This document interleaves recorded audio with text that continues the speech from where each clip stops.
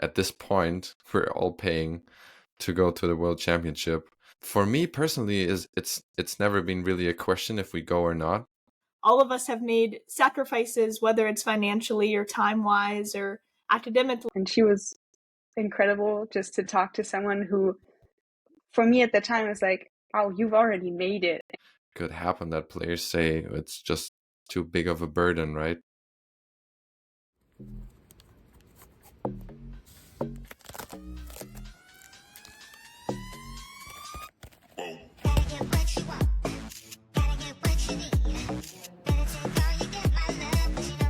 Sophie here as well. Handball, USA against Greenland. Sophie, fast hold, baseline, straight to the other end for a goal.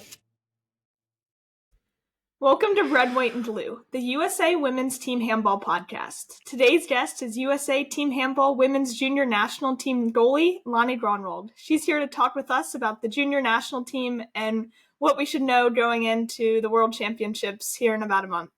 We're happy to have you, Lonnie. Hi, nice to be here. So we'll first get it started. Just can you tell us a little bit how you got into handball, where you're living right now, just some basic info? I live in Germany. I come from near Stuttgart, and that's also where I started. A friend just brought me to practice one day, and I kind of stuck with it since then. It's kind of common in Germany to play from a young age, so natural way of going, and I only played here in the league system. Just very common teams. And then I started to play with the US national team in 2022. And how did you become a goalie? That's kind of a different position that a lot of us might not gravitate to. Most people don't really like it. I was still very young when I started goalkeeping. I got into handball when I was like maybe 10 or 11, so late for most players, but I started to play in my small town club, and we only had one goalkeeper, and she was sick a lot of the time. And then in practice, my coach just was kind of, can somebody just go in for this practice just so it's not empty? And I was never afraid of like things flying at my face, even when I was young.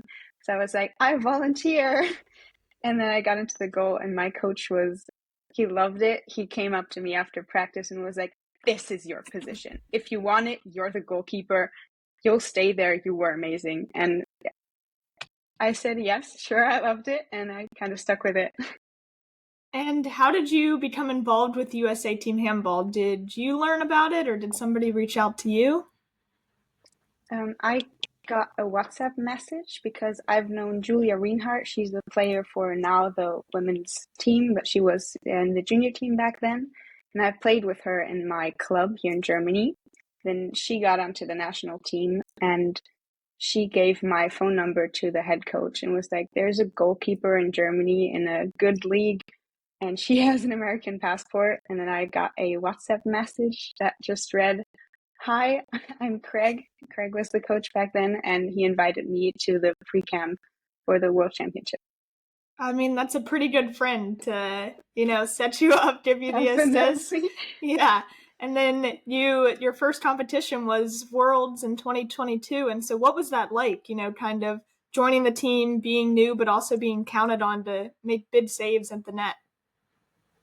It was amazing. Kind of was a surreal experience to even get there the first time. We were like, is this legit? Am I on the right plane? Exactly. Where am I even going? I didn't know anyone except for Julia, of course, and I started texting with the other German a few weeks prior, Eden Nesper.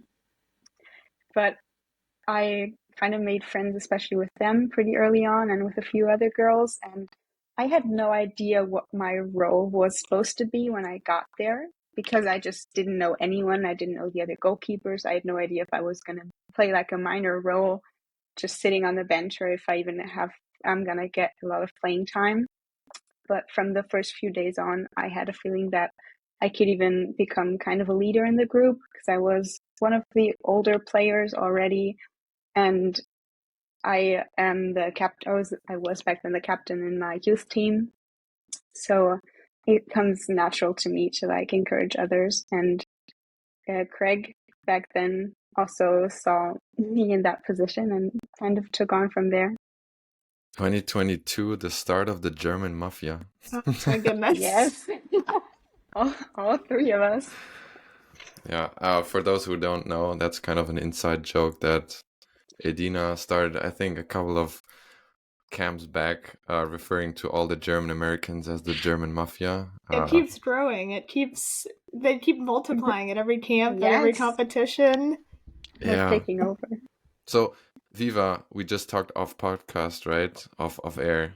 What was your first encounter with Lani? And also, Lani, jumping into, you said first, there wasn't even a pre-camp before, right? Or the first competition was also your first encounter with USA Team Handball. So what was it like coming in? And also, Viva, what were the first shared experience you remember with Lani?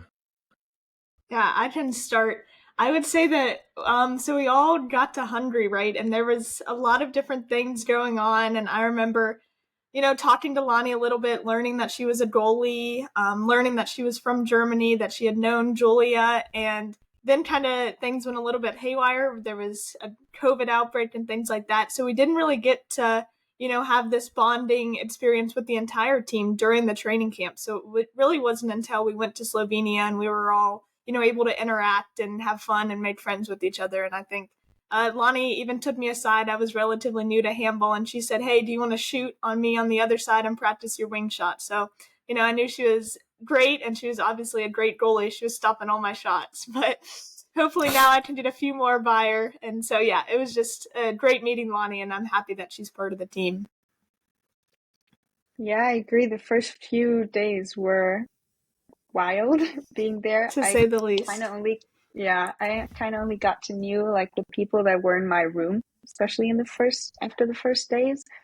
I know I was with Vanessa and with Lavisa, so I got to know them a little bit, but a lot of the other players were kind of like, oh, they're there too. And the practices, I feel like the first few practices were like that as well. But I think especially in Slovenia, then we grew together really well, the entire team. And it helped that we were able to like share rooms there with other people and like meet each other in the rooms and not have to like keep separate from each other all the time. Yeah, and now we're going forward into our second World Championships, both as teammates. And so can you talk to us kind of how about the qualification worked? We were back with the IHF trophy in December. What was that like to have your first kind of continental tournament experience?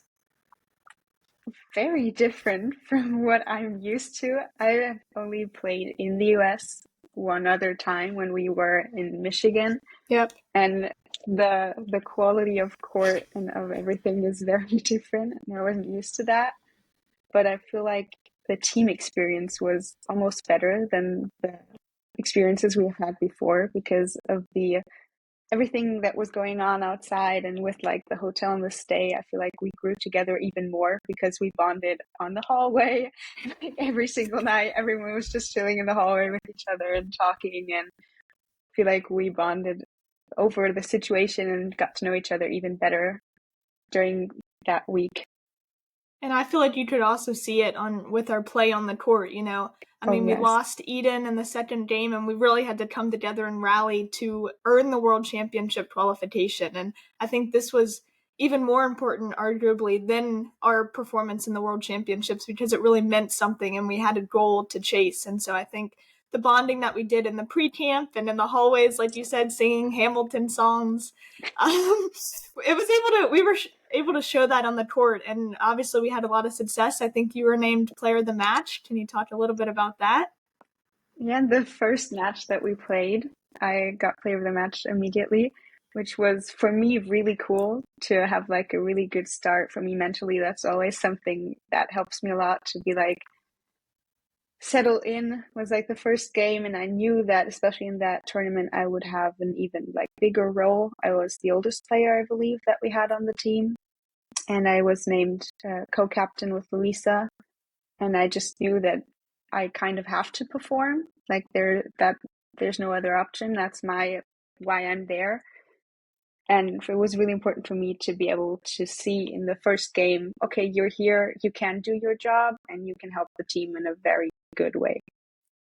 And going forward, taking the player of the match, your co-captain role, do you have any personal or team expectations going into the 2024 Junior World Championships? Definitely. I feel like we've learned so much in the last 2 years that this time we're not just there to, oh, how did we even qualify? Let's just be here. But this time we can actually do something.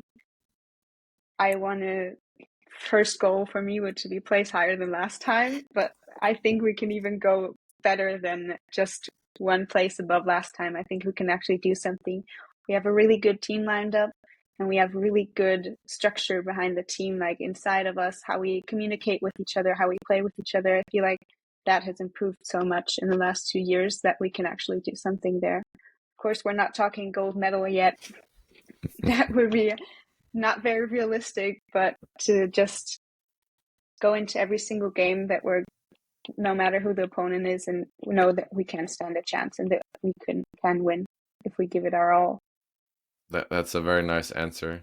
Talking about Viva, putting Lani on the spot here with with the national team coach. But no, I think that's a very great answer, and obviously beating. I think I felt it, and I think I'm not sure, Lani, you mentioned it to me, but coming from Mexico, scoring second place, I think you told me we have like a quest now on the World Championship to, if we meet Mexico again, that we beat them. Yeah, Viva, you're also nodding your head. Absolutely.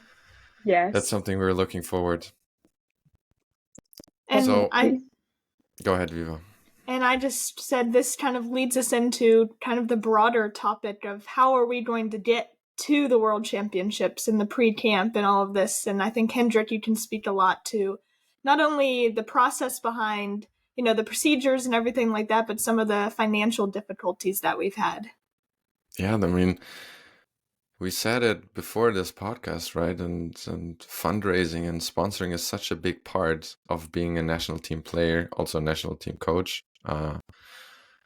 So this time we've involved the players really actively, right? I mean, I think we already had like 4 meetings with all the players, or 2 meetings with all the players, but individual meetings with the players and parents, because at this point we're all paying to go to the World Championship.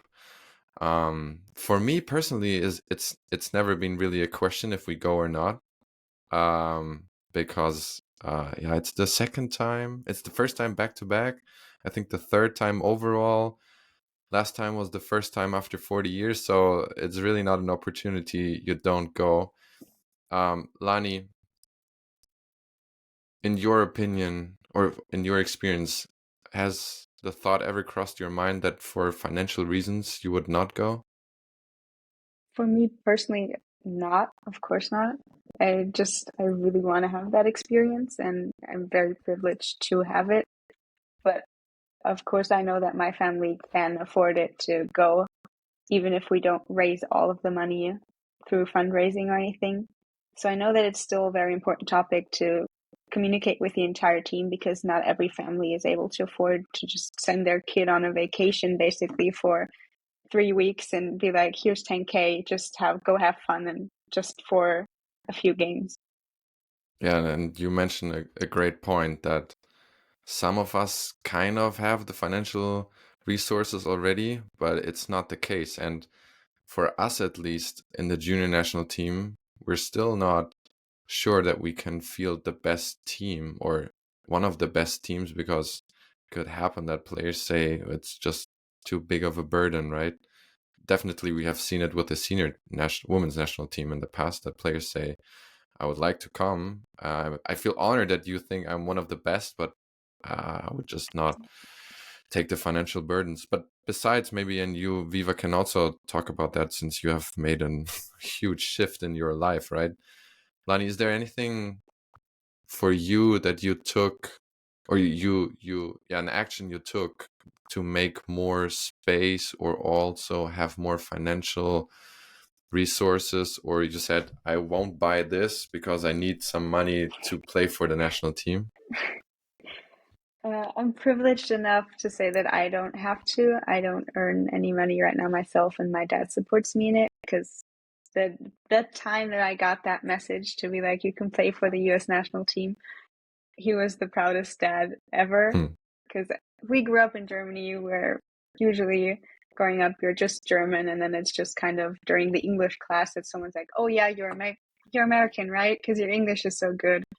And for him to be like, for me to have that connection to the US and to actually have something more than just the passport to connect me to his country, basically, I don't think he would ever make me pay for anything myself.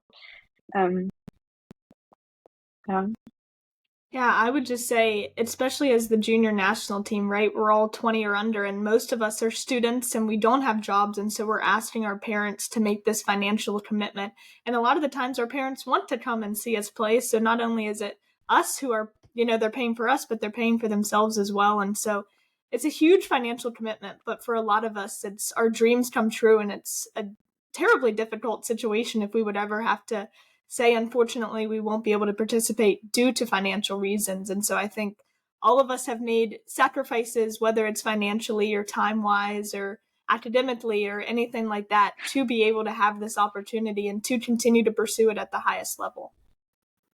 Yeah, that's a great point. Definitely. And it's something most people don't even consider if you're not from a country that doesn't support the sport you're playing, especially playing in Germany. That was one of the questions I get asked. Some people even asked me if I get paid to play for the national team.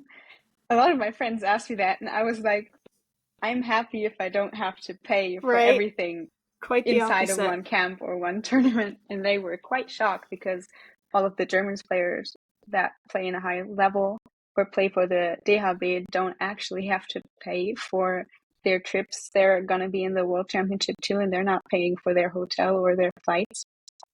So it's very different. It's something that people don't really consider to be a possibility for a sport at that level. Yeah, and it's not so uncommon, even for North, or let's say the entire American continents. Viva, Julia, who's now in Santa Mon, right? There is a Brazilian national team. I think she's 18 or 19. She's 19, I believe. Yeah, and Edina told me. So Julia is a player that plays in the first division, or was bought for the first division team in Santa Mon. Santa Mon is coached by Edina Borsos, who's the head coach of the senior national team. And she gets paid from the Brazilian Federation to play handball, and on top of having all expenses covered, right? So that is something that, besides that she's a talented player, enables her to have extra treatment, right? Extra physiotherapist treatments. She can stretch her studies longer because there's more financial help. Do you feel like you have to study on time? Maybe that's kind of something that is not directly financially, but indirectly forces you to be like, yeah, I cannot like study for 5, 6, 7 years, but I have to get done on time. Definitely. The study part, I'm in college right now, is one of the hardest things to combine with the sport for me, because you're just gone 3 weeks at a time. And for your professors, it's kind of like without explanation. And I have to be there in person for a lot of my classes, and I have assignments, and sometimes I just can't take a course. So this semester I'm not taking one of the courses because I would have to be there during the period that the World Championship is in. So I'm moving that course to a different semester, meaning I will have a higher course load in that semester, and it will be quite stressful then too. But you all will have to make sacrifices one way or another, and if you really want to go, then you will probably find a way, but you can't do that forever. I have to finish my bachelor's degree in a maximum of 10 semesters because that's just how my school does it. If you're not done in 10, then you're out. So I won't be able to stretch my semesters every single time there's a competition they still have to prioritize. Yeah, on my end, I had secured a full scholarship to Arizona State University, but that was contingent upon me attending in person. And so when I moved to France, I had to forfeit that scholarship. So not only am I paying to move to a foreign country, but I'm paying more to earn my college degree than I would have if I would have chosen the traditional route. So, not only the financial sacrifices of traveling to play in these competitions, but having to pay thousands of dollars more for my degree in order to just play this game. Exactly. And we have the example with you that because you are not a European citizen, right? You're not a dual citizen. We had this challenge that we had to pay this huge sum just that you are allowed to play, right? So My you license, that moved was a big issue. exactly, Yeah. right? Yeah. So yeah, I know Mary. So Mary is Viva's mother. So I think for Mary, it's also not an option for you to be selected for a national team and not be part of it, right? But the funds you allocate to that, because we don't have sponsors or big donations, then go missing to just be okay. Let's pay the license anyway, right? Right. So yeah, if it's not the problem to go to a national team camp or the world championship immediately, then the funds just lag somewhere else. But let's talk a little bit about why investing in a junior national team is so important. We have this special pre-camp in Leonberg, very close to Stuttgart. Yeah, Lani, from your perspective, give us a little bit of context. What is the connection between you and Leonberg? And then you can talk a little bit more about that. I was born and raised in Leonberg. I lived there for about 17 years, and now I live somewhere else because I moved out of my parents' home, but it's still my home city, and it's also kind of where I learned to love and learn to play handball. So even the gym that we're gonna practice in, we're gonna be in, there's a lot of memories for me there. Growing up, being there every single weekend for the games of the men's and the women's teams, and just training every single day, basically every week. I think it will be very special for me to be there, to practice there with a different team, and I'll know that there are a lot of people that are going to be there that will be like, wow, because they knew me when I was like a little girl with my glasses and the goal and my shorter, darker hair. And I've changed a lot since then. I'm proud to be able to like show them basically where I'm going and who I have with me. Yeah, and you connected me with Stefan, who is one of the. He was your former youth coach, right? Yes, he was my coach in my B youth time, and while I was still in the C youth as well, I played with the older team, so with his team already, and he was a very special coach for me personally because he believed in me when I was still like one of the younger goalkeepers, and he wanted to take me into the older team, and he even gave me a personal training every single Monday just to improve my own personal skills, whatever I needed, and I think that without him I would not have made it this far. Yeah, He got me on track to like play in higher leagues, and even gave my number to a different coach where I started to play in a higher league because Leonberg just didn't qualify for a league at that time. And Stefan is, I think, one of the best examples for a supporter who goes the extra mile. You said you had extra coachings, right? And so you connected me with Stefan, and initially, and I think we'll still do it at some point, he invited us to one of the tournaments they're running every year. Unfortunately, our national team schedules and the tournament haven't overlapped so far, but now we have this amazing opportunity to have the pre-camp before we go to the World Championship with the junior team in Leonberg. And he said, I would love to do this because for me, it would be full circle because Lani has seen the junior women's national team of Germany once when she was a little goalkeeper. So it would be amazing to have another junior national team here, this time the US, and with Lani on the team. So talk a little bit about what this meant to you, see the junior national team of Germany there and kind of see probably some players you idolized at the time, and what sparked you to, or what energy it gave you afterwards.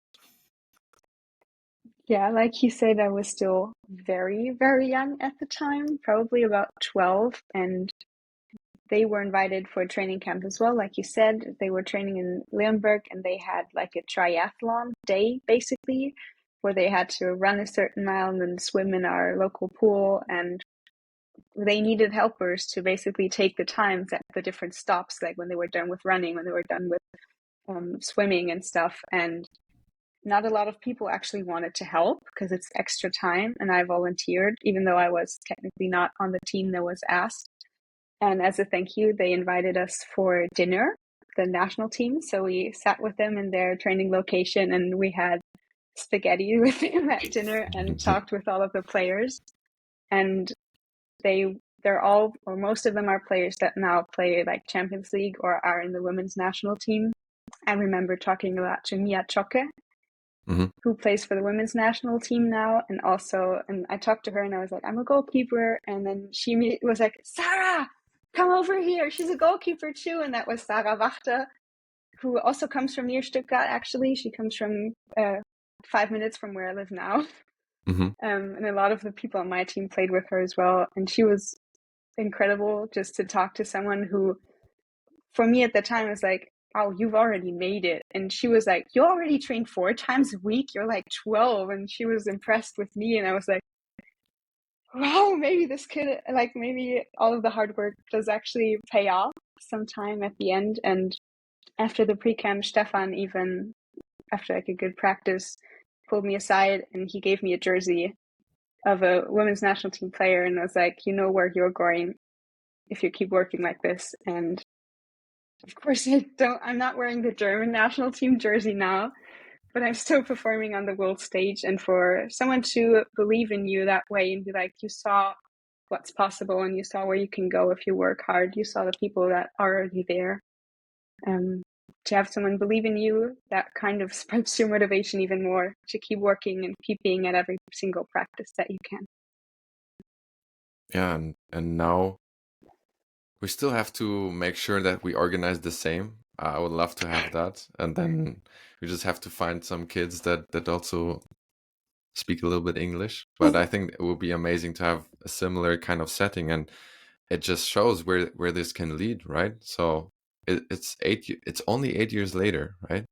Now that you said you were 12, right? Probably, I think I was in my first year of C youth, or yeah, which is like probably U14, right? Yeah. Yeah. Yeah, U14. Yeah, so this is exactly what it takes, right? The supporters to go the extra mile, and like now, Stefan said, yeah, we'll make sure you have the shuttles from the airport to Leonberg and back, and we'll have extra team building activities, and you can use the gym, right? All of the stuff that normally we have to pay for from our own budget, right? And he said, yeah, no, of course, this is so important for me. He knows. Like, I've talked with him a lot about what all it takes on the U.S. national team. I even had coffee with him after we were in Mexico in December. And he asked me a lot about like how it was, and I told him about the accommodations that we had and all of the struggles kind of that we faced. And he was surprised that there's nothing better there. And I told him about sometimes that there are like cities that help us organize stuff, and he was like, oh yeah, I know that there's a lot you can do in certain cities. Why don't you give me the number of your coach? And then I texted you and set up like you two meeting each other, Hendrik. Yeah.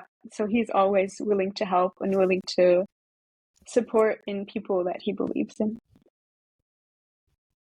That is amazing to hear. Yeah, this is ultimately what we need. And this is what we want to do a second time. Now you're going to be the one who inspires the next generation of young handball players, right? So this is the only way how